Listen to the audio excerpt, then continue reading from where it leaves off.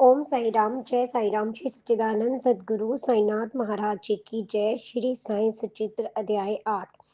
श्री गणेशाय नमः। श्री सद्गुरु साईनाथाय नमः। बुद्धि की देवता श्री गणेश जी को मेरा नमस्कार। विद्या की देवता माँ सरस्वती देवी को मेरा नमस्कार। श्री सद्गुरु साईनाथ महाराज जी को मेरा नमस्कार। कुल देवता को मेरा नमस्कार। श्री सीता माई तथा श्री प्रभु रामचंद्र जी को मेरा नमस्कार तथा ग्रंथ रचना के प्रणेता श्री सद्गुरु साईनाथ महाराज जी को मेरा नमस्कार। श्री साईं हिंदू थे या मुस्लिम थे, बाबा का नित्य रहने का स्थान तथा शिरडी गांव का उद्धार कैसे हो गया, ये सब हमने पिछले अध्याय में देखा। शुरू में बाबा युवा अवस्था में शिरडी में प्रकट हुए और बाद में उन्होंने पागल फकीर के समान लोगों के साथ रहना शुरू किया। बाबा शिरडी में जिस जगह रहते थे वहां की जमीन ऊबड़ खराबड़ थी तथा वहां पर वृक्ष लता कुछ भी नहीं थे। उस जमीन पर श्री साईं बाबा ने बहुत सुंदर बगीचा बनाया, ये भी हमने देखा था।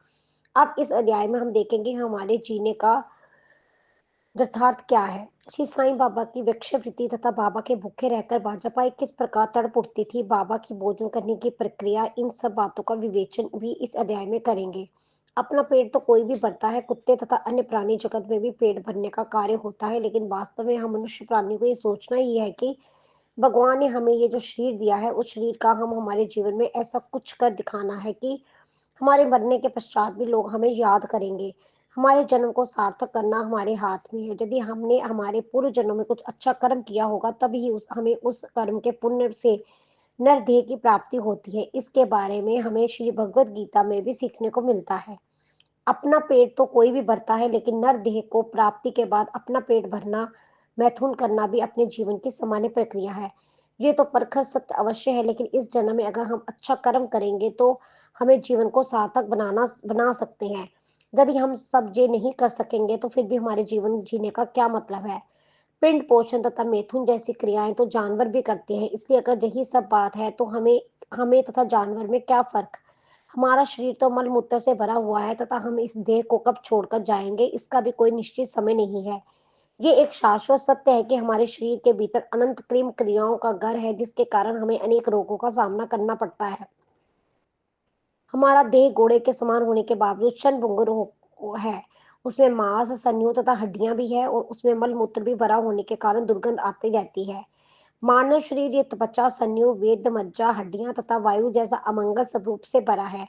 ये देह क्षणभंगुर, अल्पीय तथा नश्वर होने के कारण ईश्वर की भक्ति करना तथा उनके चरण में समर्पित होना, ये सब कार्य मानव की जोनी में ही हम कर सकते हैं। अपने शाश्वत सुख तथा शांति को बनाए रखने के लिए अपने मन को ईश्वरीय शक्ति में लगाकर ईश्वर की उपासना करना, ये हमारा परम कर्तव्य है। अपने देह अभिमान को अलग रखकर अपने मन का बड़प्पन रखने वाले श्री साईं बाबा ही ये एकमात्र संत थे। उन्होंने अपने जीवन फकीर जैसा व्यतीत किया। बाबा ने अपने जीवन में समता, भूत दया, सहृदयता तथा प्रत्यक्ष मूर्तिमंत भगवंत के रूप में अपनी छाप छोड़ी थी। जीवन में सुख शांति नहीं है तथा दुख प्राप्त होने के बाद भी उसकी चिंता या शोक नहीं करना चाहिए। अमीर हो या गरीब, अपने कोई भी परिस्थिति में हम अपना जो जीवन व्यतीत कर रहे हैं उसमें हमें संतोष करना चाहिए।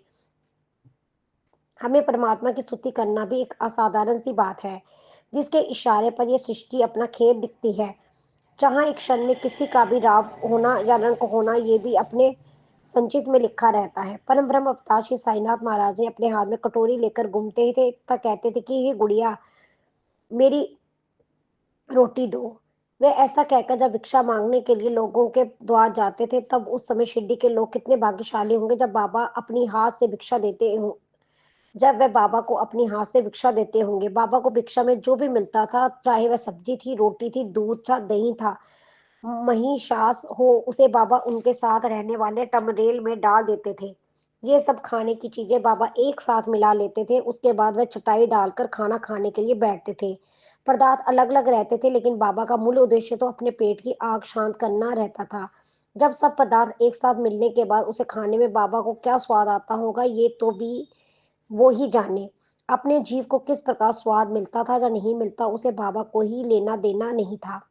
जब भी बाबा की इच्छा होती तो बाबा भिक्षा मांगने जाते। अपनी भूख शांत होने से उनको मतलब था, फिर वह खाना कैसे भी हो। भिक्षा में उनको जो कुछ भी खाद्य पदार्थ मिलते थे, उसे वह मस्जिद में रख के एक मिट्टी के बर्तन में रख देते थे। उस खाद्य पदार्थ को कौवे कुत्ते भी अपना मुंह लगाते थे। बाबा अपने आंखों से सब कुछ देखते थे, लेकिन वह कुछ भी नहीं कर पाते थे। उन्हें वहां से भगाने का काम भी नहीं करते थे। बाबा की मस्जिद में जो झाड़ू लगाने वाली बाई आती थी, वह बाई भी उस मिट्टी के बर्तन में से 10-12 रोटियां निकाल कर ले जाती थी, क्योंकि उसे रोक-टोक करने वाला वहां पर कोई नहीं था। कुत्ते तथा बिल्लियों को भी किसी भी प्रकार से रोक लगाना बाबा को पसंद नहीं था। जो हीन, दीन, गरीब तथा परिस्थितियों से कमजोर लोग किस प्रकार अपना जीवन व्यापन करते, ये बाबा अच्छी तरह से समझते थे। ताता कोते नामक के बाबा के एक भक्त थे। उनकी माता का नाम बाजाबाई था। बाजाबाई बाबा को अपना एक पुत्र मानती थी। बाबा को जंगल में इधर-उधर भटकने की आदत थी। वह अकेले ही इधर-उधर घूमती थी। जब बाबा भूखे ही जंगल में घूमते थे तो बाजाबाई परेशान हो जाती। गर्मी के समय में जब कड़ी धूप रहती तो बाजाबाई बाबा के लिए ज्वार की रोटी लेकर बाबा को ढूंढती थी। वह अकेले ही कोस-कोस पैदल जाती थी तथा घने जंगल झाड़ी में इधर-उधर भटकर बाबा का पता लगाती थी। बाबा बाजापाई को जंगल में बाबा नजर आते तो बाबा से पैर पकड़कर अनुरोध करती थी, कम से कम एक रोटी तो खा। अरे मेरे लाल, मेरे बच्चे। उस बाजापाई के बड़प्पन का क्या कहना, वह बेचारी धूप छांव में सूखे ज्वार की रोटी लेकर बाबा को घने जंगल में घूमने का प्रयास करती थी ताकि बाबा का नाश्ता हो जाए। उस बाजाबाई के सत्य और त्याग तपस्या के बारे में लिखने के लिए मेरे पास शब्द ही नहीं है। वह बेचारी गीली सूखी रोटी पकड़कर बन बन बाबा को ढूंढती फिरती तथा अपने हाथ से बाबा को नाश्ते के लिए अपने हाथ से रोटी खिलाती थी। उसने बाबा के लिए जो त्याग तथा तपस्या की थी, उसको बाबा अपने जीवन के अंत तक भूले नहीं। जब बाबा ध्यान साधना में बैठते तब बाजाबाई बाबा को भोजन के लिए थाली भर भरकर लाती थी। जब बाबा की साधना समाप्त हो जाती तब वह बाबा को अपने हाथों से खाना खिलाने का प्रयास करती थी। फकीर होना तो राजशाही ठाठ का प्रतीक है। गरीबी से ज्यादा दिनों तक जीना पड़ा तो कुछ भी नहीं होता, लेकिन अमीरी तो क्षणभंगुर है, ऐसा बाबा हमेशा कहते थे। उसके बाद बाबा ने वनों में भटकना छोड़ दिया। अब तो वे अपना सभी सभी समय मस्जिद में ही काटने लगे। इसलिए जंगल में भटकने वाली बाजापाई के कष्ट अब कम हो गए थे। इसके बाद श्री बाजापाई तथा उसके पुत्र ने बाबा के लिए सेवा करने का अपना प्रयास निरंतर जारी रखा। जिनके हृदय में भगवान का वास होता है, ऐसे भक्त अपने किस्मत के धनी होते हैं तथा वह भाग्यशाली होते हैं। संतों का सानिध्य मिलना ये तो अपने अपने नसीब की बात है। श्री साईं बाबा के जीवन में दो भाग्यशाली व्यक्ति का समावेश था। पहले व्यक्ति का नाम ताते कोते पाटिल तथा दूसरा भक्त महाराजपति था। उन दोनों को भी बाबा का दीर्घ दीर्घ समय तक सहवास मिला। बाबा को ये दोनों व्यक्ति बहुत प्रिय थे, क्योंकि वह दोनों ही बाबा के साथ रात दिन ही मस्जिद में सोते थे। जिनको बाबा के साथ एक ही जगह एक साथ सोने को मिल रहा था, उसके भाग्य में के बारे में तथा उनके लिए क्या कहा जा सकता है। उस शानदार पल की कहानी के लिए मेरे पास पर्याप्त शब्द भी नहीं है। उनके बड़प्पन के लिए कोई भी महान कवि के पास भी शब्द नहीं थे। जब वह तीनों एक साथ सोते तब एक का सिर पूर्व दिशा में, दूसरे का पश्चिम दिशा में, तीसरे का दक्षिण दिशा में रहता। इस प्रकार जब वह तीनों सोते तो तीनों के पैर मध्य भाग में जाने के कारण तीनों के पैरों का एक दूसरे से स्पर्श होता था। श्री साईं बाबा तथा वह दोनों अपने अपने सोने की व्यवस्था खुद करते थे। सोते समय वह एक दूसरे से चर्चा करते थे, बातें करते थे, मजाक भी करते थे। तीनों में से जब किसी को नींद आ जाती तो वो उसमें से दूसरा उसको जगाया करता था। एक बार तात्या को गहरी नींद लग गई और वह नींद में खर्राटे लेने लगा और बाबा की नींद खुल गई। उन्होंने तात्या की एक तरफ ढकेल दिया और उसे जगाया। उसी प्रकार जब मालसपति खर्राटे लेने लगा तो बाबा ने उसे भी सिर दबाकर उसे जगा दिया। इस प्रकार कभी-कभी वह नींद में एक दूसरे के पैर अपनी तरफ खींचते थे और कभी-कभी किसी के पैर पर अपने कपड़े हाथ से मारते थे। इस प्रकार ये सब करीब-करीब 14 वर्ष तक चला। जब हम इस घटना के बारे में सोचेंगे तो उस दरमियान उन दोनों ने बाबा की सेवा की खातिर अपनी बीवी बच्चों को भी या परिवार को भी छोड़कर बाबा के साथ सोने में ही अपने जीवन को धन्य बनाया था। इस प्रकार आप सोच सकते हैं कि उन तीनों का एक दूसरे के ऊपर आपस में कितना प्यार होगा। उसके बारे में कुछ भी लिखना मेरे बस की बात नहीं है। बाद में तात्या के पिता का निधन होने के कारण उनके ऊपर अपने परिवार की जिम्मेदारी भी आ गई, इसलिए वे अपने ही घर में सोने लगे। श्री साईं बाबा अपने भक्त गणपत कौते पाटिल के बहुत पसंद करते थे। उसके साथ ही राहता के चंद्रभान शेठ मारावरी के ऊपर भी बाबा की प्रीति थी। शेठ जी को कुशाल चंद नाम का एक भतीजा था। वे अपने भतीजे के ऊपर जितना प्यार करते थे, उतना ही प्यार बाबा भी उसके भतीजे के ऊपर करते थे।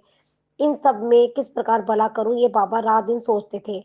बाबा कभी कभी बैलगाड़ी अथवा तांगा लेकर हाथा को जाते, तब उस समय बाबा का स्वागत करने के लिए वहां के सभी लोग बाजे गाजे के साथ गांव के मुख्य द्वार पर वेशी पर जाते थे। तब बाबा का स्वागत कर उनकी वंदना करते थे। उसके बाद बाबा को उत्साह से आदर सम्मान के साथ अपने गांव में ले आते थे। बाबा खुशहाल चंद के घर भी जाते थे तथा खुशहाल चंद बाबा को बैठाने के लिए आराम से परिपूर्ण आसन बैठाने के लिए देते थे। बाद में श्री साईं बाबा तथा खुशहाल चंद दोनों भी आपस में मनोसक्त गप्पे मारते थे। श्री बाबा खुशहाल चंद तथा परिवार को आशीर्वाद देकर शिरडी में वापस आ जाते थे। बाबा की अपने संपूर्ण जीवन की बात की जाए तो बाबा राहता अथवा नीम गांव को छोड़कर कहीं भी कभी भी तथा कोई अन्य जगह पर भी नहीं गए थे। मेरे अभ्यास के अनुसार बाबा ने अपने जीवन में कभी भी रेलगाड़ी नहीं की, लेकिन इसके बावजूद कौन सी गाड़ी कब आ रही है इसके बारे में बाबा को जानकारी रहती थी। बाबा के साथ में रहने वाले कोई भी भक्त को जब जब कभी बाहर आना जाना या कोई दौरा करना है तब उन्हें बाबा की अनुमति लेनी आवश्यक रहती थी। यदि कोई बिना अनुमति से कहीं बाहर जाता था तो उसको कई मुसीबतों का सामना करना पड़ता था। इसलिए मैं सभी श्रोताओं से अनुरोध के साथ प्रार्थना करता हूँ कि जिनको अपना कल्याण करना हो उनको श्री साईं चित्र ग्रंथ का श्रद्धापूर्वक श्रवण करना चाहिए।